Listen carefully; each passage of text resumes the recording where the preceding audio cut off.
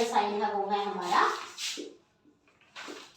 BP, blood pressure. सबको पता है इसका। तो ब्लड प्रेशर क्या होता है? क्या होता है? प्रेशर एट आर्टीरियल वॉल, क्या बोल सकते हैं हम? Pressure at arterial wall exerted by, ठीक है, आर्टीरियल वॉल का प्रेशर एक्सर्टेड बाय ब्लड, ठीक है, ठीक है। ब्लड के द्वारा अगर हम इजीली बात करें तो ये है हमारी आर्टरी और ये है हमारा ब्लड। ब्लड के द्वारा आर्टरी की वॉल पे लगने वाला जो प्रेशर होता है उसको हम ब्लड प्रेशर बोलते हैं। कंफ्यूज होने की जरूरत नहीं है। आर्टरी की वॉल पे ब्लड का जो लगने वाला प्रेशर होता है उसको हम ब्लड प्रेशर बोलते हैं। अगर किसी कंडीशन में आर्टरी नैरो हो रखी है, ठीक है, तो बीपी क्या होगा? ज्यादा होगा, ज्यादा प्रेशर लगेगा। अगर किसी कंडीशन में है आर्टरी का साइज बढ़ रखा है, ठीक है, वैसोडाइलेशन हो रखी है, तो बीपी क्या होगा? हमारा डिक्रीज होगा। इसमें बीपी क्या होगा? हमारा इंक्रीज होगा, ठीक है। तो ब्लड प्रेशर का पता चल गया। ब्लड का आर्टरी की वॉल पे जो प्रेशर लगता है उसको हम ब्लड प्रेशर बोलते हैं, ठीक है। हमारे दो ब्लड प्रेशर होते हैं, एक हमारा हाइयर होता है, एक हमारा लोअर होता है, ठीक है। तो higher BP and lower BP दो होते हैं।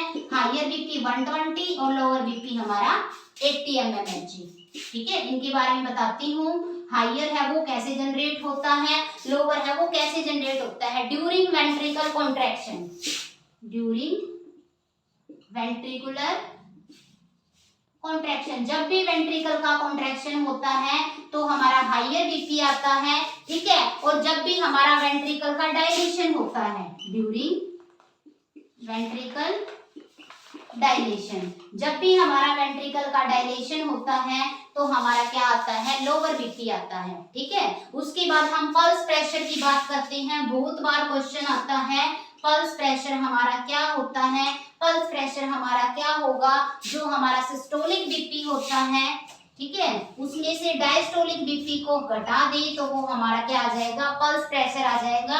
अगर 120 में से 80 को घटा दे 80, ठीक है, 90, 100, 110, 120, तो हमारा पल्स प्रेशर कितना आ गया? हमारा 40 आ गया, ठीक है। उसके बाद में कापा के अंदर मैंने आपको यूनिट बता ही दिया था। नॉर्मल जो बीपी होता है हमारा 120 to 80 mmHg, नॉर्मल जो बीपी की रेंज होती है। उसके बाद में नॉर्मल रेशियो बताती हूँ आपको।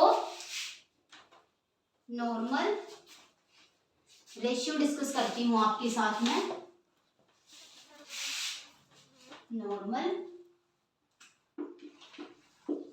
नॉर्मल रेशियो डिस्कस करती हूँ मैं आपके साथ में। सिस्टोलिक बीपी, डायस्टोलिक बीपी और पल्स प्रेशर। सिस्टोलिक है हमारा 120, डायस्टोलिक है हमारा 80 और पल्स प्रेशर है हमारा 0 0 0 कट गए, ठीक है। तो 4 एकम 4, 4 दूनी 8 और 4 तिये 12, 3:2:1।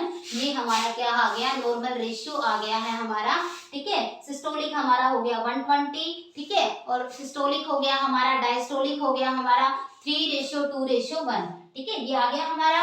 उसके बाद हम डिस्कस करेंगे बीपी को मेजर करने के लिए, ठीक है। अगर हमने किसी पर्सन का बीपी मेजर करना है तो उसके लिए क्या इंस्ट्रूमेंट यूज, ठीक है, उसके लिए क्या यूज करते हैं हम? स्फेग्नोमेनोमीटर,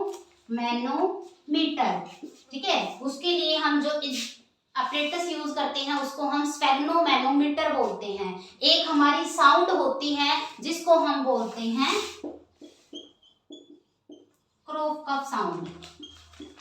जो क्रोकअप साउंड होती है वो साउंड क्या होती है? हमारी sound heard by stethoscope, sound heard by stethoscope, ठीक है। Sound heard by stethoscope during, या क्या बोल सकते हैं, टेकिंग बीपी।